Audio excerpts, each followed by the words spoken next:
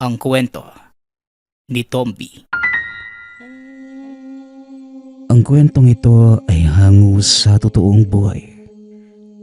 Mula ito sa isa nating tagapakinig. Karanasan ito ni Elmer. Walang eksaktong taon. Probinsya ng Aklan. Nang mga panahong ito, kasagsagan ng pananalakay ng mga rebelde. Nabalot ng takot ang kapaligiran.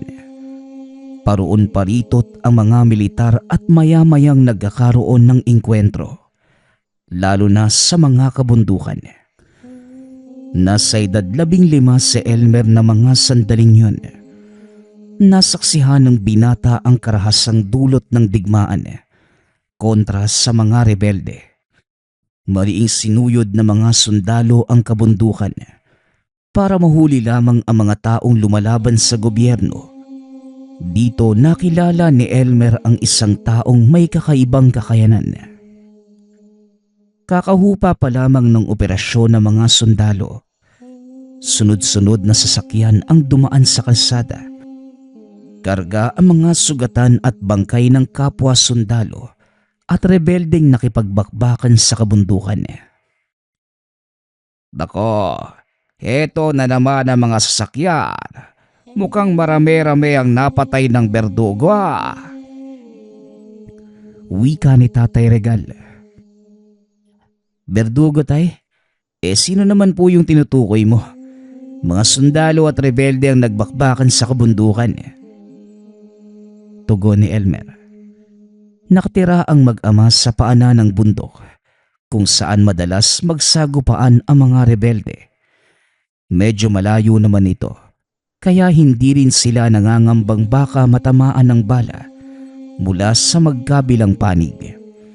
At isa pa, napapaligiran ng makapal na tubuhan ang kanilang tahanan, kaya hindi na ito masyadong napapansin. Maliban na lang kung titignan nila ito mula sa itaas o hindi naman kaya pagkatapos ng gapasan ng tubo. Babaya, makikita mo siya. Kadalasan buwababa ng bundok ang taong sinasabi ko para bumili ng tuba. At dito siya dumaraan para makaiwas sa maraming tao. Hindi naman ito gaanong binigyan ng pansin ni Elmer. Sa halip, nagpaalam ito sa ama na kukunin ang kanilang alagang kalabaw. Habang naglalakad pababa ng sapa, napansin ng binata ang mga kalalakihang naglalakad. May dalang baril ang mga ito. Dali-daling nagtago sa pilapil ang binata dahil alam niyang rebelde ang mga ito. Pinagmamasdan ni Elmer ang ginagawa nila. Tila may kung anong hinahanap. Inantay niyang makalampas ang mga kalalakihan. Pagkatapos ay dali-dali itong nagpunta sa pinagtalian ng kalabaw. Mabilis namang hinila ng binata ang hayop para makauwi na bago pa bumalik ang mga rebelde. Ngunit habang paakyat ng burol, nakita nito ang isang lalaking nakadapa sa damuhan. Nilingon ni Elmer ang dinaanan para masigurong walang nakakita sa kanya. Matapos ay dali-dali nitong inalalayan ang lalaki. Isinakay sa likod ng kalabaw at dinala sa kanilang tahanan upang matulungan.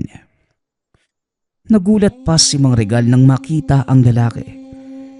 Hindi ito makilala sa dami ng dugong kumalat sa mukha. Sino naman ang taong yan, Elmer? Baka mamaya rebelde yan ha. Naku, mayayari tayo sa mga militar.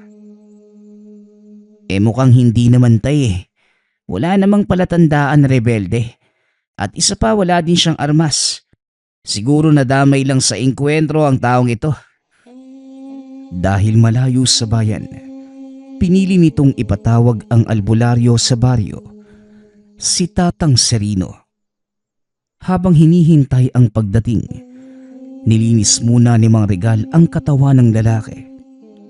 Maya-maya pa, dumating na si Elmer kasama ang manggagamot. Direkta itong pumasok sa loob ng tahanan. Nakita ang walang malay na pasyente. Tadtad ng sugat ang buong katawan na tila mula sa matatalas na patalim. Bagay na pinagtataka din ni Mang Regal. Kung nadamay sa engkwentro ang taong iyan, bakit wala siyang tama ng barel? Oo, tama ka. Ang mga sugat na ito ay gawa ng patalim. Napakatalas ng sandatang yon dahil napakalinis ng sugat. Sa oras na magsara ang mga ito, wala kang makikitang pilat. Wika ni Tatang Serino. Kung ganon, sino ang may gawa niyan sa kanya? Ang mabuti pa, iho, kumuha ka ng pang-ilaw. Nang makita kong mabuti ang gagawin, kailangang tahiin ang mga sugat na ito. Kumuha ka rin ng ilang hibla ng buhok mula sa buntot ng kalabaw nyo. Mabilis na kinuha ni Elmer ang mga kandila at hibla ng buhok mula sa buntot ng kalabaw. Pagkabalik ng silid, sinimula ni Tatang Serino ang panggagamot. Tinahi nito ang mga sugat hanggang sa tuluyang tumigil ang pagdurugo. Habang nililinis ang balat ng pasyente, biglang napatingin ang manggagamot kay Mang Regal. Regal, mukhang hindi pangkaraniwang tao ang napulot ng anak mo. Anong ibig mong sabihin, Tatang Sereno? Ang taong ito, walang iba kundi si Enoch, ang kilalang berdugo ng mga rebelde. Mahabaging langit. Ano bang naisip mo, Elmer? Bakit mo siya tinulungan? Hindi ko naman po alam na siya pala si Enoch. Ang alam ko lang, kailangan po niya ng tulong. Saka hindi naman siguro tayo sasaktan ng taong yan. Hindi mo kilala ang taong ito. Mahigit 100 sundalo ang pinatay niya.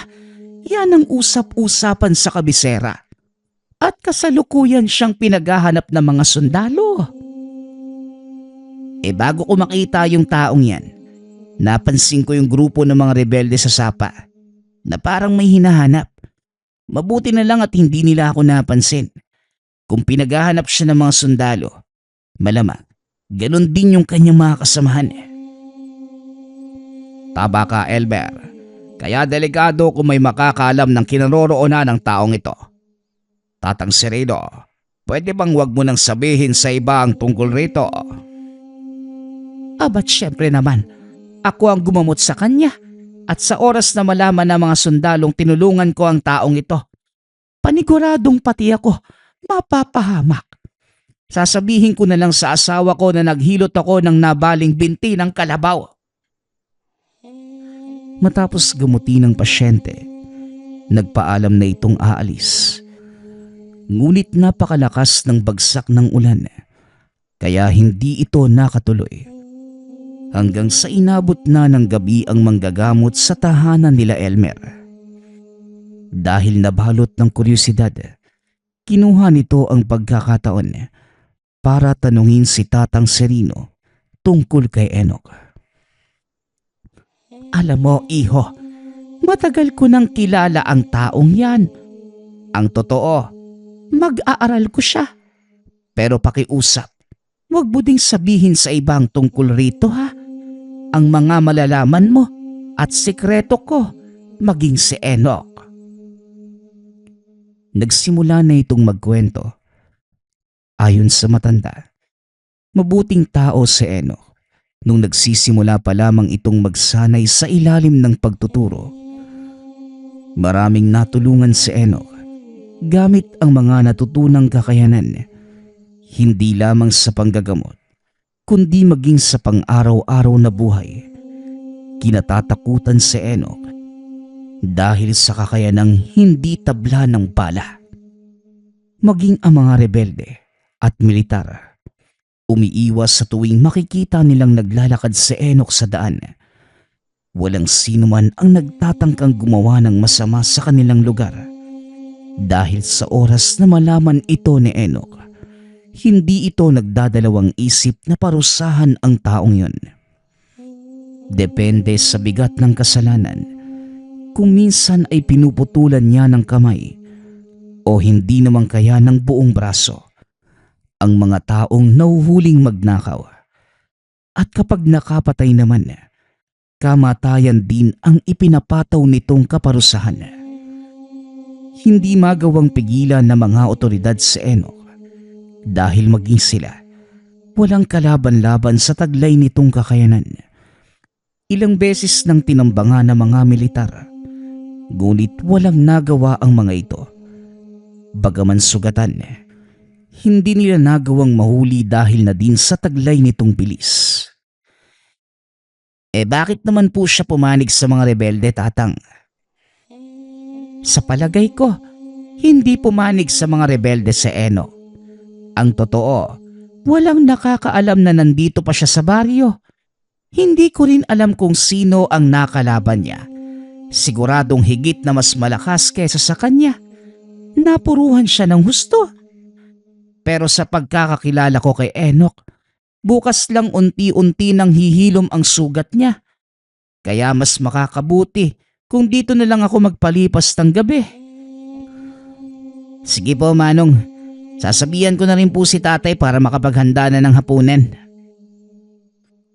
Matapos kumain, naupo ang mga ito sa sala. Pinag-usapan ang posibleng mangyari. Napagpasyahan din ni Tatang Serino na sabihin kay Mang Regal ang totoo. Nagulat pa ang ama. Bahagyang kinabahan. Ngunit naging kampante ito nang sabihin ni Mang Serino na kahit papano ay nakikinig naman si Enoch sa kanya. Mabuti na lang at naagapan mo si Enoch, Elmer. Kung hindi, malamang patay na ang taong ito. Masyado kasing matigas ang ulo. Teka, kung may kakayanan siyang paghilumin ng sarili niya, sino ang nakalaban ng taong ito? At bakit siya napuruhan ng ganyan? Si Enoch lang ang makakasagot ng tanong na yan, Regal.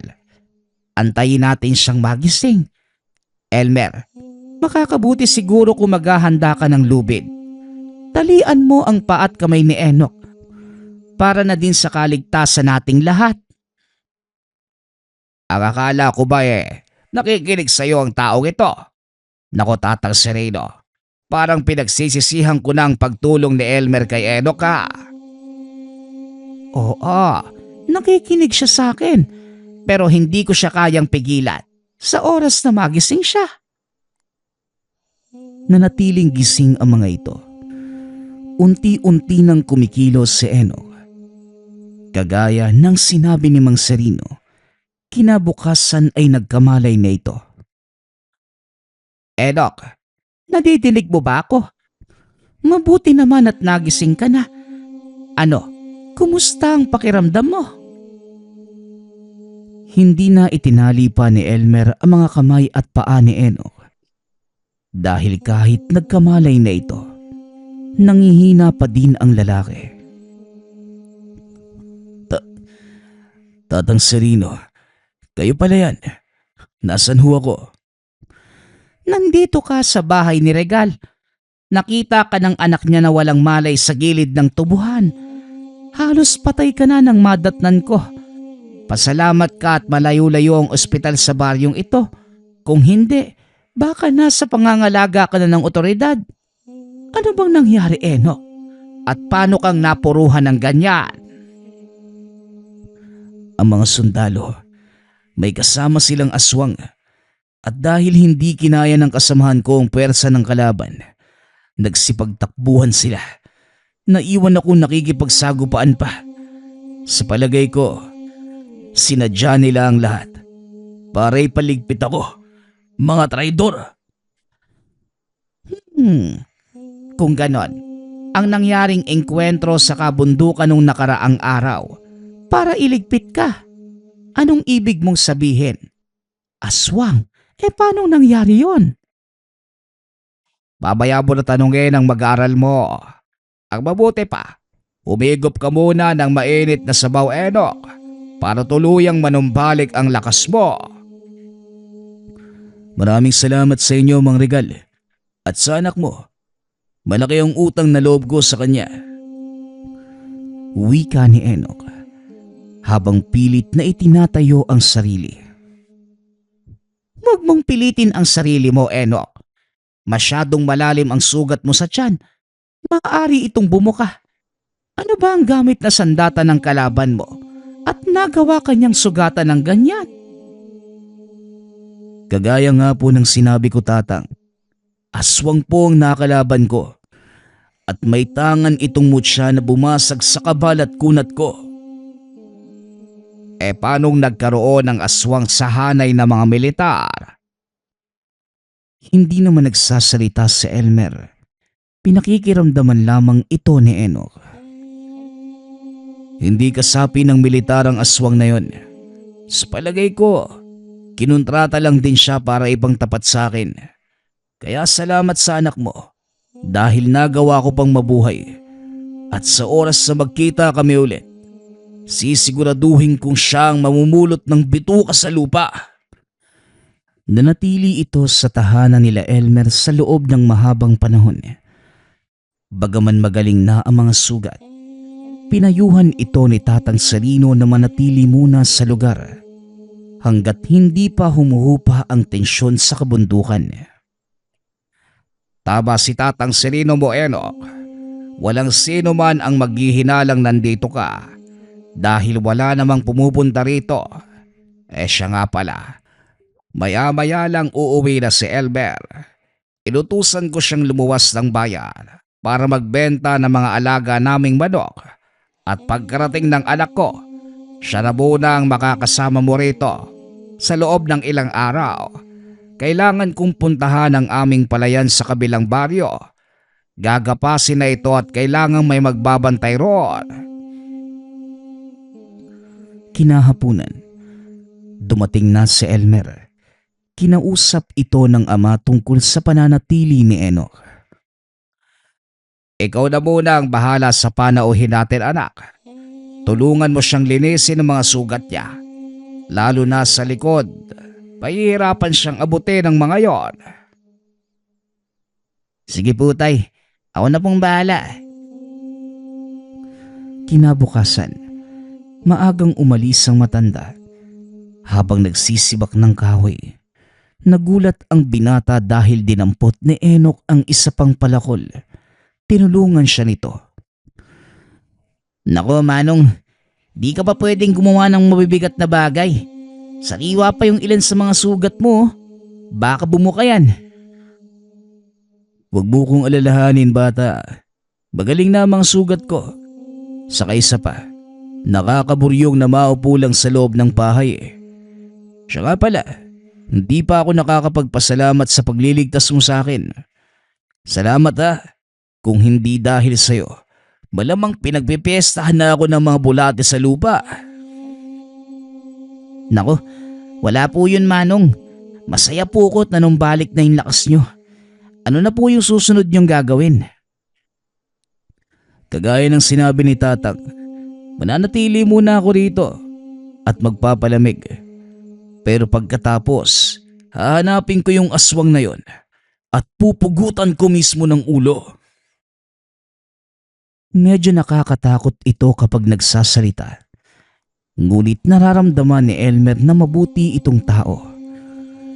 Habang sabay na nagsisibak ng kahoy, napansin ng binata ang mga pilat sa katawan ni Enoch. Maliban sa mga bagong sugat, mas lalong nakaagaw ng atensyon ng binata ay ang mga tattoo nito. Manong, pwede ko po bang malaman kung ano yung mga tattoo yan? Ito ba? Mga dasal yan. Si Tatang Serino ang naglagay. Nung nagsasanay pa lang ako sa kanya. Pamproteksyon at kabal. Ito ang dahilan kung bakit hindi ako tinatabla ng bala. Kung meron ka naman yan, bakit nasugatan ka na mga kalaban mo? Aswang ang nakalaban ko at may tangan siyang mutya na bumasag sa lahat ng depensa ko. Delikado pala kung haharapin mo siya uli. Paano mo siya matatalo ngayon, Manong? Kung sakaling magkasagupaan uli kayo. Napangiti na lamang si Enoch at naupo sa tabi ni Elmer. Alam mo, ang dami mong tanong eh. Pero sige, sasagutin ko pa rin. Napapansin mo ba ang mga pilat ko sa katawan? Hindi lang isa, 2 o 3 beses akong kamuntikang mapahamak. Pero bawat kabiguan, kinapupulutan ko ng aral at pinaghahandaan. Para kung sakaling mapunta man ako sa parehong sitwasyon, alam ko na yung gagawin. Napaghandaan ko na ang susunod naming pagharap. Kaya nga nandito ako ngayon dahil hinihintay kong matapos ni Tatang Cirilo ang ginagawa niyang kabal. Mahirap po bang mag-aral ng lihim na karunungan, Manong? Pasensya na po kung matanong ako Gusto ko lang po talagang maunawaan kung bakit may mga taong kagaya nyo na nag-aaral nito at para saan. Hindi mahirap ang pag-aaral ng lihim na karunungan, bata. Napakadali lang namang kabisaduhin ng mga dasal Pero ang mahirap, ang pagsubok na maaari mong pagdaanan habang nasa kalagitnaan ka ng pagsasanay. Susubukin ito ang katatagan ng iyong isipan at damdamin. Nandyan pa ang mga tukso ng demonyo na pilit kang hihilahin hanggang sa gugustuhin mo ng sumuko. Maraming bagay pa ang natutunan ng binata mula sa kanya. Ngunit isang babala ang binigay sa kanya ni Enoch. Pero kung ako sa iyo, Elmer, huwag mo nang tangkain pang pag-aralan ng lihim na karunungan. Magugulo lang ang buhay mo. Mas maganda pa ding mamuhay ka ng payapa at normal. Ang importante lang naman, marunong kang rumespeto sa kapwa mo. Nang sa ganon, rerespetuhin ka rin nila. Kinahaponan, habang nagpapasok na mga tuyong kahoy, dumating si Tatang Cirilo na may dalang pagkain para kay Enoch. Hindi pa gaanong naghihilom ang mga sugat mo, Enoch. Bakit ka nagbubuhat ng mabibigat? Wala po ito, Tatang. Kaya ko naman na Isa pa, mabilis lang na gumaling ang mga sugat ko. Halos hindi ko na nga nararamdaman yung sakit Bueno, may dala akong pagkain. At eto, natapos ko nang gawin ang habak na sinasabi mo. Pero hindi ka pa din pwedeng umalis. Nasa paligid pa ng kabundukan ang mga militar. Hindi lang po militar ang kailangan kong iwasan, Manong. Pati ang mga rebelde. Mga traidor sila. Kaya lang naman ako napasama sa kanilang pangkat. Dahil sinabi ni Commander na isang kriminal ang kanilang papatayin nung gabi bago ang engkwentro. Hindi ko naman alam na isa palang paring tumutulong sa mga sugatang sundalo ang gusto nilang ipatumba. Kaya nga noon pa man, sinasabi ko na sa'yo na walang maidudulot na kabutihan ng ginagawa mo. Oo, nalilinis mo ang kasamaan, pero hindi mo pwedeng ipaunawa sa batas na mabuti ang iyong hangarin. Dahil una sa lahat, labag sa alituntunin ng tao ang pagkitil ng buhay ng iba. Kahit gaano pa kalinis ang iyong intensyon, masama ka pa din sa tingin ng batas. Alam ko naman po yun, Tatang. Pero wala na ako magagawa. Hindi ako nakinig sa inyo nung una Pinairal ko ang galit at nagpadala ako sa bugso ng damdamin. Kaya ito ako ngayon. Wala nang takas sa kumunoy na kinasadlakan ng buhay ko. Siya nga pala, Elmer. Nadaanan ko ang tatay mo. Ibinili niyang pumunta ka roon sa palayan niyo. Mukhang kinakailangan niya ng kasama sa pagbabantay ng mga naipagpag ng palay. Sumasalakay na naman ang mga magnanakaw Enoch, ang mabuti pa sumama ka sa kanila. Nang sa ganon, may makatuwang yumatanda kung sakaling may magtangkang magnakaw ng mga inaning palay. Walang problema sa akin yan, Tatang. Mas mabuti nga yun para makapaglakad-lakad naman ako. Sige po, Tatang. Ihahanda ko lang po yung mga gamit. Pagkatapos kong pakainin yung mga alaga namin, tutuloy na kami doon sa palayan. Medyo paggabi na nang lumakad ang dalawa. Sinadya ito ni Enoch para walang masyadong makapansin sa kanila at para hindi malaman ng mga taga-baryo na pansamantala itong naninirahan sa tahanan nila Elmer. Ilang sandali pa, narating na ng mga ito ang palayan. Nakita nilang may siga sa harapan ng kubo kung saan nakalatag ang mga uhay na hindi pa napapagpag at ang mga sako ng palay. Nakaupo ang matanda sa atanga ng kubo habang nagmamasid-masid sa paligid. Magandang gabi po, tay. Pasensya na at medyo ginabi kami ng dating, ha. Kinakailangan pa naming tapusin yung gawain sa bahay bago tumuloy. Ayos lang, Elmer. Mabuti naman at nandito ka din, Enoch. Ano, kumusta na ba ang mga sugat mo? Maayos na po ang pakiramdam ko, Manong. Maraming salamat po sa inyo. Eto, nagdala kami ng makakain. Saka, dumaan na rin kami ni Elmer sa kabisera para bumili ng 1 galon ng tuba. Pampainit lang ng katawan. Habang masayang nagkwekwentuhan ang mga ito, tila nawala sa isip ng mag-ama ang takot sa lalaki. Sa kabila ng katotohanang ang kaharap nila ng mga sandaling yun ay ang kilalang berdugo. Nagsalitan ang mga ito sa pagbabantay ng mga palay. Wala namang nangyaring kakaiba ng gabing yun. Ngunit kinabukasan, habang patuloy sa pag-akot ng mga nagapas na palay, napadaan ang mga nagpapatrolyang sundalo at isa-isang sinisiyasat ang mga naroon. Mabuti na lamang at kagad itong napansin ni Elmer, kaya dali-dali niyang nabigyan ng babala si Enoch. Manong, magtago po kayo. Nandito ang mga sundalo. Ganun ba? O siya, bumalik ka na sa tatay mo at ako nang bahala rito. Hindi ka dapat makita ang kasama ko. Dali-dali itong umakyat sa puno. Laking gulat ni Elmer dahil biglang nawala sa paningin ang lalaki.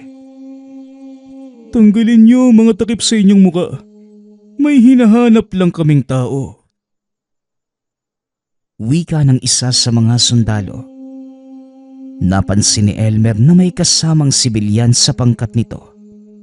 May mga medalyong suot at may nakasukbit na itak sa bewang. Sa isip ng binata, ito marahil ang nakasagupa ni Enoch. Tay, yan siguro yung sinasabi ni Manong Enoch, oh. Huwag kang maingay. Mamaya madinig ka ng mga yan. Mapaghinalaan pa tayo. Maya-maya ay napalingon sa kanila ang isa sa mga sundalo. Tinawag ang mag-ama. Hoy kayo dyan, hindi nyo ba nadinig yung sinabi namin? Pupunta kayo rito at tanggalin nyo yung mga takip sa mukha nyo. Dali-dali namang sumunod ang dalawa. Pagkarating doon, nilapitan sila ng sibilyang kasama ng mga sundalo. Tinignan mula ulo hanggang paa si Elmer. Inamoy pa nito ang binata na parang aso. Wala rito ang hinahanap natin.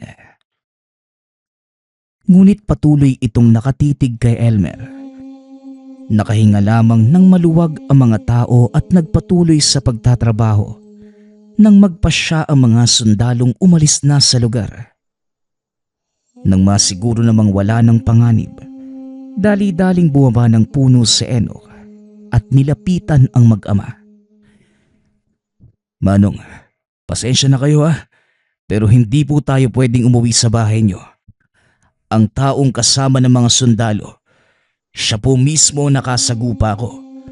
Alam niyang kasama niyo ko at siguradong mamayang gabi, hindi yun magdadalawang isip na sugurin tayo. Kung ganon, ano ang mas makakabuti, Enoch? Ihatid ko po muna kayo sa bahay ni Tatang Serino. Ako na po yung bahalang magpaliwanag sa kanya. Sa ngayon, bilisan na natin bago pa magdilim. Iniwan ng mga ito ang gapasan. Ipinagkatiwala sa mga tao ang naaning palay. Kampante naman ang matandang walang magnanakaw sa mga ito dahil na din sa presensya ng mga sundalo sa lugar. Pagkarating naman sa tahanan ni Tatang Serino, ipinaliwanag ni Enoch ang mga nangyari. Pumayag naman ang manggagamot na pansamantalang manatili sina Elmer sa tahanan nito. Mas mabuting ang dumito na muna kayo, Regal. Masyadong mapanganib kung uuwi kayo sa bahay nyo. Siguradong natuntun na ng kalaban si Enoch. Pero ano ang binabalak mo? Ako na po ang harap sa kanila. Maiwan kayong dalawa rito, Mang Regal. At huwag kayong susunod sa bahay ninyo. Doon ko sila kakatagpuin. Dalhin mo ang itak na ito. Alam kong wala na ang mga sandata mo. At ito na lamang ang tanging naiwan. Iniabot nito kay Enoch ang isang ginunting. Maraming salamat, Manong. Sapat na ang sandatang to para malabanan ko ng harapan si Pasyo. Matapos ang pag-uusap, kagad na itong lumakad. Lingid sa kalaman ng lahat na sinundan ni Elmer ang lalaki, pauwi ng tahanan. Hindi naman ito namalaya ni Enoch dahil nagmamadali na itong makarating sa lugar. Papadilim na ng mga oras na yun at dahil walang tao sa bahay, wala ding ilaw na nakasindi. Marahang naglakad si Enoch papasok ng bakuran.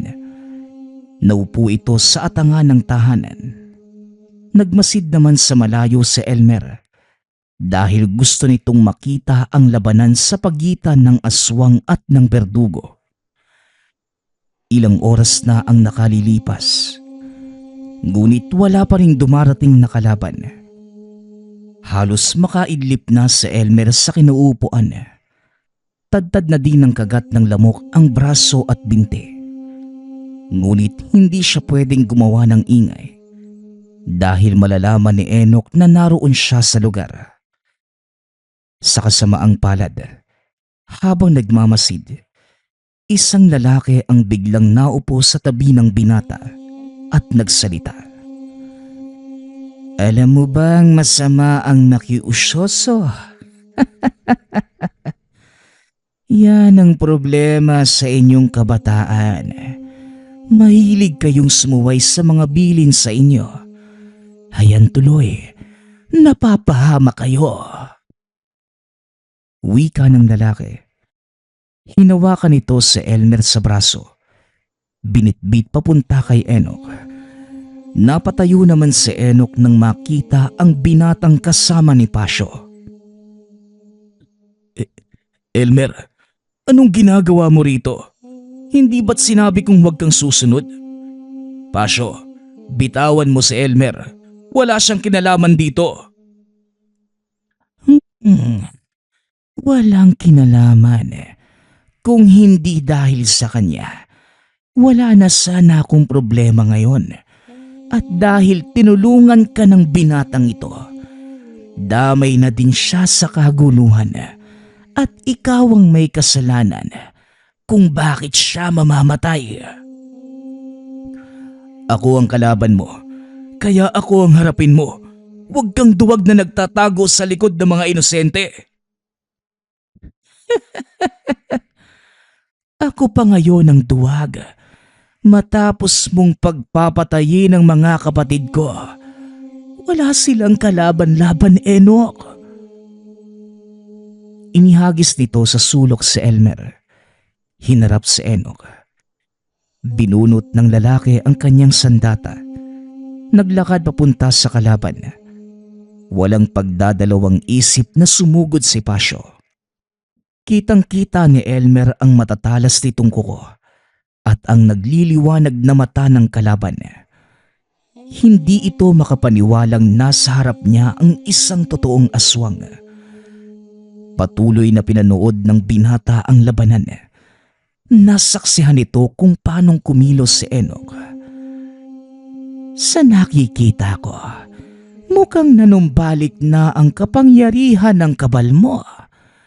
Pero ang tanong, hanggang saan ang itatagal niyan?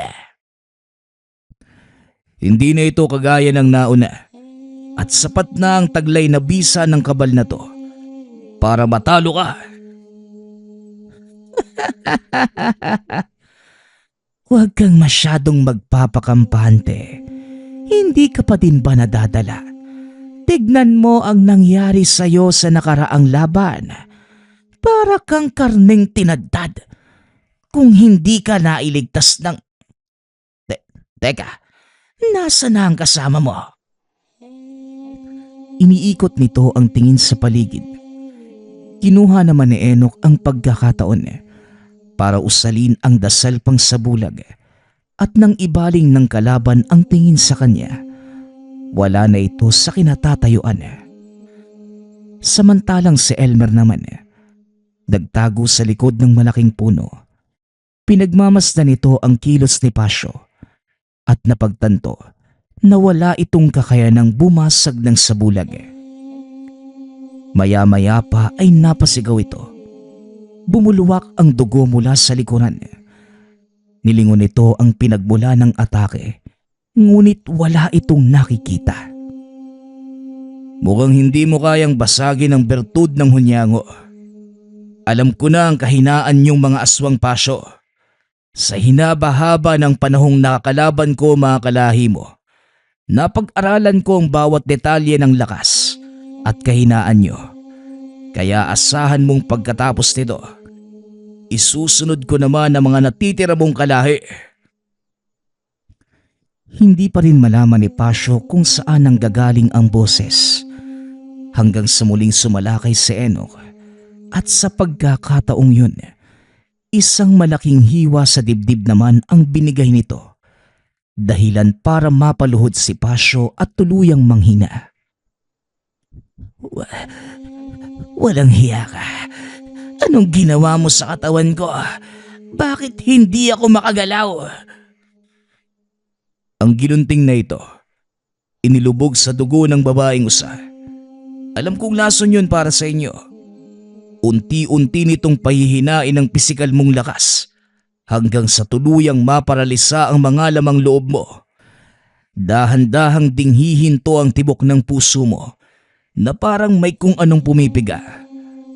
Wala na ding hangin na papasok sa baga mo at unti-unti itong mamamatay.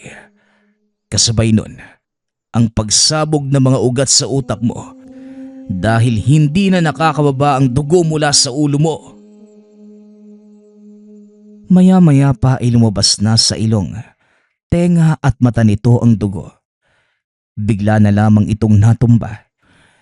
Hinawakan ni Enoch ang buhok ni Pasio at dahan-dahan itong itinaas. Alam kong buhay ka pa, Pasio. May mga huling habiling ka pa ba? Sabihin mo na nang maiparating ko sa mga kaanak mo sa oras na makaharap ko sila. Walang hiya ka. Oo, natalo mo ko ngayon. Pero wag kang magpapakampante dahil sa mga oras na ito, alam na ng mga kamag-anak ko na ikaw ang kakaharapin ko. At sa oras na hindi ako makabalik ng buhay, alam na nila ang gagawin. Wala akong pakialam. Aantayin ko sila at uubusin. Huwag kang mag-alala. Isasabit ko din ang ulo nila sa tabi mo. Matapos ay tinagpas na nito ang ulo ni Pasio. Inilagay sa mahabang buho ng kawayan. Dinala niya ito sa gilid ng kalsada at doon itinayo. Nilingon ito si Elmer. Inutusang bumalik sa tahanan ni Tatang Serino. Matapos ay umalis na rin ito sa lugar. Pagkarating sa tahanan, nadatnan nito si Enoch na nakikipag-usap sa dalawang matanda. Napatigil lamang ito nang makitang papasok na ang binata. Ano bang pumasok sa utak mo, Elmer? Hindi ba't sinabi kong huwag kang susunod? Bakit ka naroon? Pasensya na po, Manong. Pero gusto ko lang kasi makita kung paano kang makipaglaban eh. Alam ko pong mali. Kamuntikan pa nga akong mamatay eh. Pero kahit magalit pa kayo, sasabihin kong sulit yung naramdaman kong takot. Dahil nauunawaan ko na ang lahat ng tungkol sa inyo. Napakatigas ng ulo mo. Ay nako, alam mo bang kinabahan din ako sa nangyari kanina? Akala ko tutuluyan ka ni Pasyo eh. Huwag mo nang uulitin yon. Sa susunod na sasama ka, magsabi ka sa akin. Nako, Enoch. Huwag mo ngang pinapalaki ang ulo ng binatang yan. Pareho kayong mapapahamak. Alam ni Elmer ang mangyayari at nasa kanya kung uulitin pa din niya o hindi. May sariling pagpapasya ang binatang ito at alam kung kaya niyang panindigan ang anumang gagawin niya. Napailing na lamang si Tatang Sereno. Hindi naman makapagsalita si Mang Regal. O Regal, anong nangyari sa'yo? Parang napakuyang dila mo ha? Ay nako, Tatang Sereno. Sino ba naman ang hindi matutulala? Kamunti ka ng lapain ng aswang ang anak ko. Hindi naman siguro gagawin ni Pasyo yon. Nabibilang siya sa angka ng mga aswang na hindi kumakain ng tao. Kinukuha nila ang lakas mula sa isang bertud na hawak ng kanilang patriarka at yun ang kailangang paghandaan ni Enoch. Dahil anumang oras, malalaman na nito na wala na ang isa sa kanyang mga galamay. Nang mga oras na yun, kausap ni Enoch si Elmer. Samantalang ang dalawang matanda naman, magkaharap sa mesa habang umiinom ng tuba. Hindi mawala sa isipan ko kung bakit napakabilis maghilom ng sugat ni Enoch. Maaari mo bang sabihin sa akin ang dahilan, Tatang Sereno? Siguro nga, wala na akong dapat itago tungkol sa pagkatao ni Enoch. Naging malapit na din naman ako sa inyo. Si Enoch ang nakapatay sa kapatid ni Pasyo, na tagapagmana ng bertud ng kanilang angkan. Sa makatuwid, nasa loob ng katawan ni Enoch ang bertud na yon. Ito ang dahilan kung bakit napakabilis maghilom ng mga sugat niya at may kakayanan siyang gumamit ng malalakas na sabulag. Maliban pa rito, ang kaalaman niya sa lihim na karunungan, higit pa sa isang aswang ang kakayanang taglay ni Enoch. Siguro naswertehan lang siya ni Pasyo, kaya siya napuruhan ito. Lingid sa kaalaman ng matanda na nakatayo na sa likod nila ang dalawa. Umaga nang mangyari ang pagsalakay nila, Tatang, kaya hindi gumana yung bertud. Masyado ding malalim yung sugat ko at marami ng dugo ang nawala, kaya hindi na ako nakapag-usal ng mga dasal. Nagulat si Tatang Sereno nang madinig ang boses ni Enoch. Umingi ito ng paumanhin dahil sa sinabi nito kay Mang Regal ang kanyang sikreto. Wala kang dapat ipag-alala, Enoch. Ligtas sa amin ang sikreto mo. O siya, maupo ka na at saluhan mo kami. Masasayang lang ang tubang ito pag pinaabot pa natin ang umaga. Kinabukasan, nagpaalam na ang mag-ama na babalik na sana ng tahanan. Ngunit dali-dali itong pinigilan ni Tatang Sereno. Regal, alam kong nag-aalala ka sa mga alaga mong hayop. Pero isipin mo ang kaligtasan niyong mag-ama. Maaaring doon sumalakay ang mga kalahi ni Pasyo. At siguradong madadamay kayo. Huwag po kayong mag-alala, Tatang.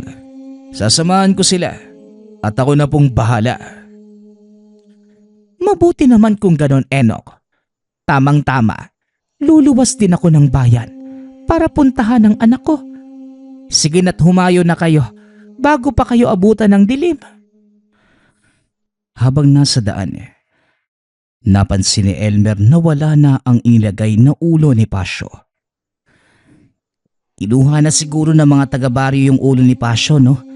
Wala na kasi sa pinaglagyan mo, Manong eh. Napalingon naman si Enoch sa lugar na pinaglagyan nito ng ulo. Malamang, pero may suspecha ako na hindi ang mga taga-baryo ang gumawa nun. Malalaman natin yan mamaya pagkarating sa bahay nyo. Naalala ni Elmer na hindi nila nilibing ang katawan ni Pasio, kaya malamang naiwan lamang itong nabubulok sa loob ng bakuran. Wala ding makakapansin noon dahil wala din namang dumaraan sa kanilang lugar, maliban na lang kung sasadyain silang puntahan ng mga tao. Nanlaki ang mga mata ni Elmer nang mapansing wala na ang katawan. Ni isang bakas ay walang naiwan. Teka, Manong, saan napunta yun? Hindi ba dito lang yun naiwan? Oo, tama ka. Nandito lang yun. At kung nawala ang ulo ni Pasio, malamang kinuha na ito ng kanyang mga kaanak. Elmer, pumasok kayo sa bahay at huwag kayong lalabas kahit na anong mangyari. Pagkapasok nila Mang Regal sa loob ng tahanan, nagtanggal ng kasuotan si Enoch. Naupo ito sa lupa. Itinarak ang kanyang ginunting. Nagsimulang mag-usal ng mga dasal. Inihaplos nito ang palad sa lupa at pinahid sa katawan ang kumapit na putik. Nanlaki ang mga mata ni Elmer. Nakita nitong bahagyang nagbago ang muka ni Enoch. Mas tumalas ang titig nito at ang mga pangil bahagyang nagsihabaan. Alam kong nandyan lang kayo sa paligid. Bakit hindi kayo maglabasan para matapos na ang kaguluhang ito? Matapos ay naglabasan ang iilang figura ng tao sa tubuhan. Sa tansya ni Elmer, nasa 10 katao ang mga ito. Nako, naloko na. Napakadaming kalaban ni Enoch. Paano siyang mananalo niya? Magtiwala ka lang sa kanya, tay. Nadinig mo naman siguro yung sinabi ni Tatang Serino, di ba? Muli nilang ibinaling ang tingin kay Enoch. Unti-unting lumalapit ang pangkat sa kinatatayuan niya, hanggang sa tuluyang lumantad ang mga itsura. Sa wakas, nagkita rin tayo. Ilang kalahi ko na ba ang napatay mo? Di ko na mabilang at mukhang madaragdagan pa ito ngayon. Masyado kang mayabang. Hindi mo ba nakikita? 10 laban sa isa. Sa palagay mo pa rin, mananalo ka. Hindi usapin ang bilang dito, kundi ang kakayanan yung labanan ako. Matapos ay naglaho ito sa paningin ng kalaban. Maging sina Elmer, hindi alam kung nasan ito nagpunta. Isa-isa nang nagbagsakan ang mga kasamahan ng lalaki. Napasigaw pa ito sa sobrang galit. Lumabas ka! Lumaban ka ng patas! Ang lakas ng loob mong gamitin sa amin ang bertud ng aming ama! Hindi sumagot si Enoch. Patuloy pa rin sa pagbabagsakan ang mga kasamahan nito hanggang sa iilan na lamang ang natira. Mula sa 10, naging 3 na lang kayo. Ngayon, sabihin mo sa akin kung may kabuluhan ba ang bilang ninyo. Hindi pa rin ito nakikita ng kalaban. Harapin mo ko at pagbayaran mo ang kasalanang ginawa mo. Matapos ay bumagsak na din ang 2 pa nitong mga kasamahan. Bumubulwak ang dugo sa leeg ng mga ito mula sa matalas na sandata ni Enoch. Nakatayo lamang ang lalaki sa harapan ng kalaban. Tinitigan niya ito ng harapan na walang anumang ekspresyon sa mukha at sinabing, "Ngayon, tayong 2 na lang ang natitira. Gusto mong pagbayaran ko ang pagkamatay ng mga kauri mo O sige, subukan mo. Sinugod ito ng kalaban. Ngunit isang malakas sa suntok sa sikmura ang ibinigay ni Enoch. Muling isinilid ang sandata sa talukab. Nilabanan niya ito gamit ang kanyang kamao. Tuloy-tuloy lamang sa pag-atake ang kalaban. Ngunit hindi nito magawang sugatan si Enoch. Anong ginawa mo? Bakit hindi tumatalab sa iyo ang mga kuko ko?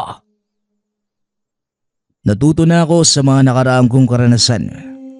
Salamat kay Pasyo dahil ibinunyag niya ang sekreto ng kakayanan niyo nung araw na magkasagupaan kami. Gumanti ng pag-atake si Enoch.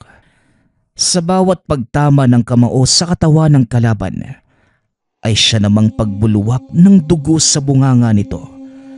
Hanggang sa hindi na kinaya ng katawan ng aswang ang mga parusang dulot ng suntok ni Enoch. Napaluhod na lamang ito sa lupa habang patuloy na sumusuka ng dugo. Hanggang dito na lang ang panggugulo nyo. Siguro naman, sapat na ang perwisyong dinulot nyo sa pagitan ng rebelde at mga sundalo. Salamat sa inyo dahil maraming tao ang nadamay. Hindi ba yon ang gusto ng pamahalaan? Ang magkaroon ng digmaan nang sa ganon, magkapera sila mula sa mga inaangkat na sandata. Iniutos lang din sa amin ang lahat, Enoch, at wala kaming pinagsisisihan doon. Kayong mga tao mismo ang naglalagay sa sarili nyo sa kapahamakan dahil sa kasakiman nyo sa pera. At ginamit naman ninyo ang kahinaan naming mga tao para maghasik ng kaguluhan. Pasensya na, pero hanggang dito ka na lang. Tama na ang ginawa niyong perwisyo. Hinawakan ni Enoch ang leeg ng kalaban. Binunot ang sandata. Sabay tarak sa katawan nito. Napangiti pa ang kalaban habang marahang binubunot ni Enoch ang kanyang sandata. Sa wakas, tapos na ang paghihirap ko. Ito ang huling katagang nadinig ni Elmer mula sa aswang bago ito tuluyang pugutan ni Enoch. Sa pagkakataong yun, hindi na inilagay pa ni Enoch ang ulo ng mga aswang sa buho. Sa halip, inilibing niya ang mga ito sa gitna ng kagubatan. Matapos ang kaganapang yun, nagpaalam si Enoch na aalis. Bagaman labag sa kalooban ni Elmer, wala naman itong magagawa dahil hindi naman yun ang buhay na nakagisnan at nakasanayan ng kaibigan.